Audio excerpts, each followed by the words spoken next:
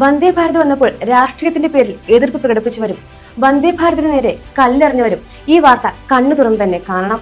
ഇന്ത്യയുടെ അഭിമാനമായ നമ്മുടെ വന്ദേ ഭാരത് ഇനി വിദേശ രാജ്യങ്ങളിൽ കുതിച്ചു പായും.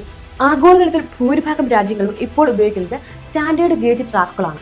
ആ ട്രാക്കുകൾക്ക് അനുയോജ്യമായ രീതിയിൽ വന്ദേ ഭാരതിനെ വികസിപ്പിക്കുന്നതിന് വേണ്ടി ഇന്ത്യൻ റെയിൽവേയും റൈറ്റ്സും ഇപ്പോൾ കൈകോർക്കുകയാണ്. ബംഗ്ലാദേശ്, നേപ്പാൾ, ശ്രീലങ്ക, ആഫ്രിക്കൻ രാജ്യങ്ങൾ ഇതിനോടൊപ്പം തന്നെ വന്ദേ ഭാരതിനോട് താല്പര്യം പ്രകടിപ്പിച്ചു കഴിഞ്ഞു.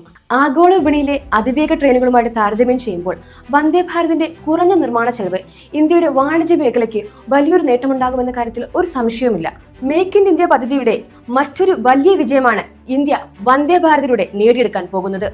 മേക്ക് ഇൻ ഇന്ത്യയുടെ ഈ മാസ് കുതിപ്പിൽ ഒരു ഇന്ത്യൻ പൗരനെന്ന നിലയിൽ നിങ്ങൾക്ക് അഭിമാനം തോന്നുന്നുണ്ടോ? എങ്കിൽ ഈ വീഡിയോ ഇപ്പോൾ തന്നെ നിങ്ങളുടെ സുഹൃത്തുക്കൾക്ക് അയച്ചു കൊടുക്കൂ. ജയ് ഹിന്ദ്.